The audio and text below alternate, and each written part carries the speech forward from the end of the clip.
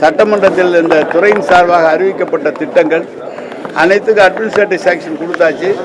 அதெல்லாம் எல்லா இடத்துலையும் வேலை ஆரம்பிக்கப்பட்டதா, வேலை எந்த அளவில் இருக்குது, வேலையை சீக்கிரம் முடிக்கணும், மழை காலத்துக்குள்ளார எல்லா வேலையும் முடிக்கணுங்கிறதுக்காக ஒரு கூட்டம் போடப்பட்டது. ஏற்கனவே அறிவிக்கப்பட்டு லாங் பெண்டிங் என்னென்ன இருக்குங்கிறது அதையும் பார்த்து அதையும் செய்யணுங்கிறதுக்காக எல்லாம் கூப்பிட்டு எல்லாம் ஆஃபீஸர்ஸ் எல்லா கமிஷனர்ஸ் வந்து பேசியிருக்காங்க. எல்லா இடத்துலையும் வேலை போயிட்டுருக்கு, நல்லா போயிட்டுருக்கு. அதே மாதிரி வேலைகள் ஏற்கனவே ஆரம்பிக்கப்பட்ட வேலைகள் 70%, 60%, 80% முடிஞ்சதை சீக்கிரம் முடிக்கணும், மழை காலத்துக்குள்ளாக முடித்து கொண்டு வரணும்னு அவங்ககிட்ட பேசியிருக்கோம். எல்லாமே டியூனப் பண்ணுறதுக்காக இந்த செக்ரட்டரி எல்லா டிபார்ட்மெண்ட்டுடைய ஹெட்டு எங்களுடைய டிபார்ட்மெண்ட் ஹெட்டு எல்லா ஆஃபீஸர்ஸும் இங்கே இருக்காங்க. அதை பேசிட்டு வந்திருக்கோம். சாலைகள் போடும் பணிகள் பல்வேறு இடங்களில் சாலைகள் அதுக்காக தான் இன்றைக்கி கூட்டமே போட்டிருக்கோம். எல்லாம் விரைவுபடுத்தி சாலைகளை சரி பண்ணி கொடுங்க. குறிப்பாக ஒரு விஷயம் சொல்லியிருக்கோம். என்னன்னு சொல்லியிருக்கோம்னா, குடிதண்ணீர் இணைப்பு கொடுக்குறோம்ல, குடிதண்ணீர் இணைப்பு வந்து முழுமையாக ஒரு வீதியில் கொடுக்குறோம் அப்படின்னா ஒரு 25%, 30% கொடுத்துட்டு பாக்கி பேருக்கு கொடுக்க வேண்டியிருக்கு. அவங்க டெபாசிட் கட்டுறதுல கொஞ்சம் லேட் ஆகுது. அதனால் கொடுத்துட்டு நீங்கள் புது சாலை போடலனாலும் மேடு பள்ளம் இல்லாமல் இப்போ வந்து அங்கங்கே பேட்ச் ஒர்க் பண்ணணும்னு சொல்லியிருக்கிறோம். அதையும் பண்ணியிருக்கோம். பாதாள சாக்கடை திட்டம் ஆரம்பிக்கப்பட்டு நீண்ட காலம் பெண்டிங் இருக்கிறதெல்லாம் ரெவியூ பண்ணி எதனால் அது நிற்கிது அப்படின்னு குடிநீர் திட்டமும் அங்கே இப்போ ஆதார முடிய ரோடு போட்டுருணும் அப்படின்னு சொல்லியிருக்கோம். இன்னொன்று என்னென்னா, நம்ம சென்னை மாநகராட்சி உள்ளிட்ட பல பகுதிகளில் இப்போ மழைநீர் அங்கங்கே எங்கேயாவது தேங்குது இல்லை, அந்த சாலைகளில் நீங்கள் வந்து முதல்ல வெட் மிக்ஸ் போட்டு மழைநீர் தேங்காத அளவுக்கு போட்டுட்டு தார் போடுறது மழை முடிஞ்ச உடனே போடுங்க, அதுக்கு முன்னால் வெட் மிக்ஸ் போட்டு முடிங்க அப்படின்னு சொல்லியிருக்கோம். அதை தான் தமிழ்நாடு முழுவதும் பண்ணியிருக்கோம்.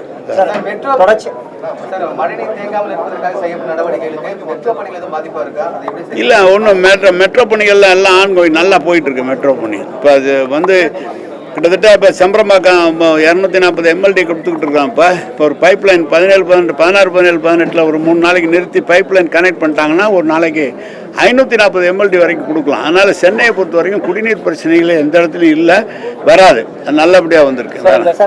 சென்னையினுடைய குடிநீர் தேவையை பூர்த்தி பண்ணியிருக்கோம் சார். இது வரைக்கும் நான் வந்து பொறுப்பெடுக்கிற போது, இந்த திமுக ஆட்சி நம்முடைய முதலமைச்சர் வந்து பொறுப்பேற்கிற போது 900 MLD கொடுத்துருக்கோம் சென்னையில். இப்போ 2 வருஷமாக 1100 MLD தினந்தோறும் கொடுத்துக்கிட்டு இருக்கோம். மேலே தேவைனாலும் கொடுக்கறதுக்கு நம்மகிட்ட தண்ணி இருக்குது, கொடுக்கறதுக்கு வசதி இருக்குது, கொடுக்கக்கூடிய அளவுக்கு எல்லா வசதியும் பண்ணியிருக்கோம்.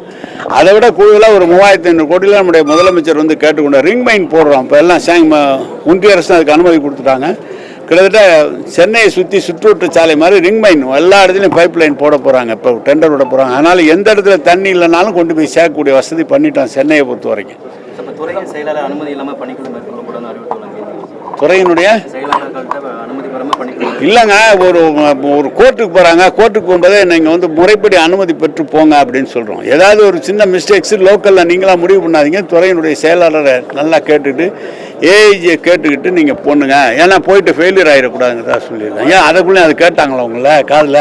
சரி சொல்லுங்கள். வடகிழக்கு பருவமழைக்கு இன்னும் ஒரு 3 to 4 மாதங்கள் தான் இருக்குது. அதுக்குள்ளார அந்த பேட்ச் ஒர்க் போடக்கூடிய பணிகள், சாலைகள் செப்பனிட எல்லாமே அதுக்காக தான் மீட்டிங்க, நீ விரைவுபடுத்துறதுக்காக மீட்டிங்.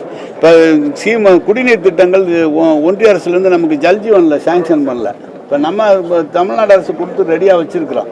அதை பற்றியும் பேசியிருக்கிறோம். எப்படி ஒன்றிய அரசுலேருந்து அனுமதி வரலன்னா அது எப்படி நம்ம பணத்திலே நம்ம செய்யலாமாங்கிறத பற்றியும் பேசியிருக்கோம்.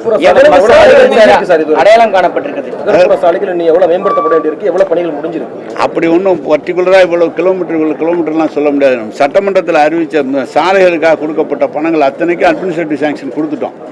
எல்லா இடத்துலையும் டெண்டர் போய் வேலை ஆரம்பித்து போயிட்டுருக்காங்க. அதனால் நீங்கள் வந்து மழை காலத்துக்குள்ளார எந்தெந்த இடம் போடணுமோ எல்லாம் போட்டுருவாங்க. மலையில் தண்ணி நிற்கிற இடம் மட்டும் வெட் மிக்ஸ் போட்டு அதுக்கப்புறம் ரோடு போடுவாங்க. குடி தண்ணீர் கொடுக்கறது பாதாள சாக்கடை திட்டம் போடுறதையும் அந்த இடத்துல ரோடை வந்து வெட் மிக்ஸ் போட்டு மேடு பள்ளம் எல்லாம் பண்ணி முடிஞ்ச உடனே தான் போடுவாங்க, ரோடு போடுவாங்க. சார், பள்ளிக்கரணை சாலை விரிவாக்கத்துக்கு வந்து 52 கோடி ஒதுக்கணும் தான் சொல்லியிருந்தீங்க லாஸ்ட் டைம். இப்போ இன்னும் அது விரிவாக்கம் பண்ணாமல் இருக்கு. நாங்கள் எங்கள் டிபார்ட்மெண்ட்டில் இல்லை, நமக்கு இல்லை. அது இந்த டிபார்ட்மெண்ட் நம்மளுது இல்லை, நம்மளுது இல்லை பள்ளிக்கரணை. அதான் வணக்கம். நகராட்சி நிர்வாகத்துறையில் 2566 காலி பணியிடங்களுக்கு டிஎன்பிசி மூலமா ஆட்களை தேர்வு செய்யாமல் அண்ணா பல்கலை மூலமாக தேர்வு செய்யறாரு. அன்புமணி குற்றச்சாட்டு முன்வச்சிருக்காரு. அவர் தாங்க அண்ணா பல்கலைக்கழகம் மூலமாக பரீட்சை வச்சு தேர்ந்தெடுக்கப்பட்டு அவர்களுக்கு பணியாணை வழங்கும்போது நீதிமன்றத்தில் போய் தடையாணை பெற்று அது கொடுக்க முடியாமல் இருந்தது. உச்சநீதிமன்றம் இப்போ எங்களுக்கு கொடுக்க சொல்லி தடையாணை வருகிற இன்னும் ஒரு 10 நாட்களுக்குள்ளாக மாண்பு முதலமைச்சர் அவர்கள் 2566 பேருக்கு பணியாணை வழங்குவார். இதே மாதிரி டிஎன்பிஎஸ்சிலையும் எடுத்திருக்கோம். ஸ்டாண்ட் போர்டு மெட்ரோலாம் எவ்வளோ கேட்குறாங்களோ எங்களுக்கு கிட்டத்தட்ட 200-300 பேர் அவங்க கொடுத்துருக்காங்க. எங்களுடைய ஃபுல்ஃபில் பண்ண முடியல, அதனால தான் இதை எடுத்துருக்குறோம். சரி, அது ஒன்று டிஎன்பிஎஸ்சியை விட கடுமையான எக்ஸாம் வச்சு தான் எடுத்துருக்கு. சார், ஒரு சில இடங்களில் மக்களால் தேர்ந்தெடுக்கப்பட்ட மாமன்ற உறுப்பினர்களுக்கு அதிகாரிகள் ஒத்துழைப்பு வழங்குதுன்னு ஒரு சில கவுன்சிலர் குற்றச்சாட்டு சொல்லிட்டு இருக்காங்க. அது சொல்லுவாங்க, அதாவது எதிர்கட்சி கவுன்சிலர் சொல்லுவாங்க. எப்படி அதிகாரிகள்லாம் ஒத்துழைப்பு கொடுக்காம கேட்டது கூட அதெல்லாம் ஒன்று சார். வரி வசூல் பண்றதுல முறைகேடு நடந்திருக்குது அப்படின்னு சொல்லி எதிர்கட்சி தலைவர் எடப்பாடி பழனிசாமி பல குற்றச்சாட்டுகளை வச்சிருக்காரு. அவர் காலத்தில் நடந்ததெல்லாம் சொன்னா நீங்க இன்னைக்கு சாயந்தரம் வரைக்கும் சொல்லுவேன். அதெல்லாம் ஒன்றும் இல்லை, எல்லாமே முறைப்படி நடந்துகிட்டு இருக்கோம். அதிகாரிகள் தேர்ந்தெடுக்கப்பட்ட பிரதிநிதிகள் அதிகாரிகளை கூப்பிட்டா அவங்களுக்கு மரியாதை கொடுத்து பண்றான். செய்ய முடியாத செய்யினா எந்த அதிகாரி செய்வாங்க? செய்ய முடியாதுல்ல. அது வணக்கம்.